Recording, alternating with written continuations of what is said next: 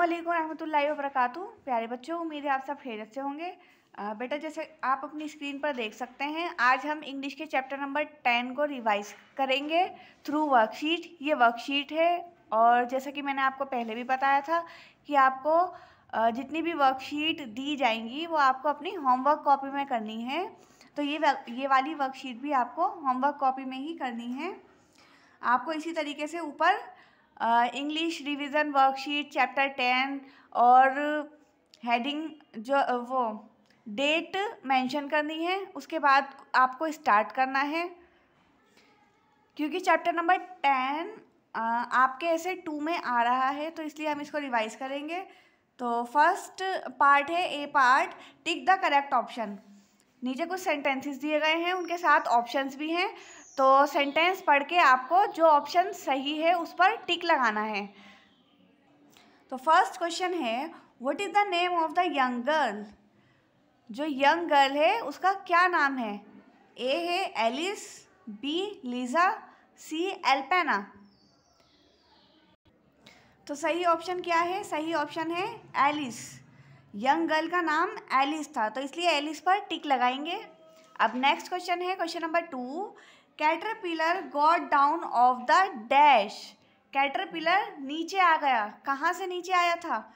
Options दिए गए हैं, ए ट्री पेड़ पर से, बी माउंटेन पहाड़ पर से, सी मशरूम मशरूम पर से आया था। तो कैटरपिलर कहाँ से नीचे आया था? मशरूम से, तो इसलिए मशरूम पर टिक लगाएंगे। और क्योंकि यहाँ पर ब्लैंक दिया गया है यानी डैश दिया गया है, तो यहाँ पर क्या लिखेंगे? यहाँ लिखेंगे मशरूम, MUSHROOM, मशरूम। उसके बाद है next question, question number 3, where did caterpillar crawl away. जो कैटरपिलर था वो कहाँ पर क्रॉल कर रहा था, यानी कहाँ पर चल रहा था, रेंग रहा था। तो ए ऑप्शन है ग्रास, ग्रास पर यानी घास पर, बी है रिवर नदी में, सी है सैंड, सैंड पर रेत पर। तो सही ऑप्शन क्या है? सही ऑप्शन है ग्रास। कैटरपिलर कहाँ पर रेंग रहा था? ग्रास पर यानी घास पर। अब है नेक्स्ट पार्ट यानी बी पार्ट, राइट ट्रू और फॉल्स। यानी नीचे कुछ स्टेटमेंट दी गई हैं, जो स्टेटमेंट सही है वहाँ पर ट्रू लिखना है और जो गलत है वहाँ पर फॉल्स लिखना है। जैसे फर्स्ट क्वेश्चन है, Alice was confused about her own identity. जो एलिस थी यानी यंग गर्ल, क्या वो कंफ्यूज थी अपनी आइडेंटिटी को लेकर, अपनी पहचान को लेकर? तो ये सेंटेंस कैसा है? ये सेंटेंस सही है, और क्योंकि ये सेंटेंस सही है तो यहाँ पर क्या लिखेंगे? यहाँ लिखेंगे ट्रू, TRUE, ट्रू। अब है next question, the caterpillar was irritated at Alice answers.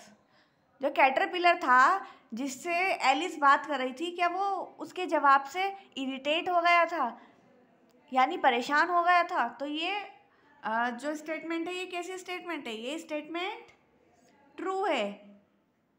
जो कैटरपिलर था वो परेशान हो गया था एलिस के जवाब से, तो यहाँ पर ट्रू लिखेंगे, TRUE, ट्रू। थर्ड है, Alice was happy to get her height changed again and again. क्या एलिस खुश थी? उसकी हाइट दिन ब दिन चेंज होती जा रही थी, यानी वो दिन ब दिन बढ़ती जा रही थी, लंबी होती जा रही थी। तो इस बात से एलिस क्या खुश थी? ये स्टेटमेंट फॉल्स है, गलत है। एलिस अपनी हाइट के चेंज होने से खुश नहीं थी, वो इसी चीज़ से परेशान थी कि वो दिन ब दिन क्यों बढ़ रही है, उसकी आइडेंटिटी दिन ब दिन क्यों चेंज हो रही है। तो इसलिए ये ऑप्शन तो इसीलिए ये स्टेटमेंट फॉल्स है, गलत है। तो यहाँ पर फॉल्स लिखेंगे, FALSE, फॉल्स। बेटा आप फॉल्स की स्पेलिंग में बहुत ज़्यादा मिस्टेक करते हैं, FO लिखते हैं। ये FO नहीं होता है, FA होता है, FALSE, फॉल्स। अब नेक्स्ट क्वेश्चन है question 4, the caterpillar was exactly 5 inches high. जो कैटरपिलर था क्या वो 5 इंच की ऊंचाई पर था? तो ये सेंटेंस कैसा है? ये सेंटेंस भी गलत है, क्योंकि कैटरपिलर एग्जैक्टली 3 इंचेस की हाइट पर था, यानी 3 इंच की ऊंचाई पर था, तो इसलिए ये स्टेटमेंट फॉल्स है, तो फॉल्स लिखेंगे, FALSE फॉल्स। नेक्स्ट क्वेश्चन है question number 5, Alice regained back her own height she was. क्या एलिस ने जो उसकी पुरानी हाइट थी, मतलब उसने उसको रीगेन कर लिया, यानी वो वापस अपनी पहले हाइट, जैसी उसकी पहले हाइट थी वो वैसी हो गई। जब आपकी हाइट बढ़ती है, आपने कभी देखा है कि कोई पहले बहुत लंबा हो गया उसके बाद वो छोटा हो गया? नहीं होता ना ऐसे, तो इसीलिए ये स्टेटमेंट भी गलत है। कोई भी इंसान जब लंबा हो जाता है उसके बाद वो छोटा नहीं होता, वो जो एक बार बढ़ गया, लंबा हो गया, तो समझो हो गया, अब वो छोटा नहीं होगा वापस कभी भी, चाहे वो कितना भी चाहे। तो इसलिए ये स्टेटमेंट भी गलत है, फॉल्स है, तो यहाँ पर फॉल्स लिखेंगे, FALSE फॉल्स। अब है next part, C part, form a different word from the following words. नीचे कुछ वर्ड्स दिए गए हैं, आपको इन वर्ड से न्यू वर्ड बनाना है, डिफरेंट वर्ड बनाना है। जैसे फर्स्ट है हाई, तो इस हाई से आपको न्यू वर्ड बनाना है, डिफरेंट वर्ड बनाना है। तो वो वर्ड क्या है?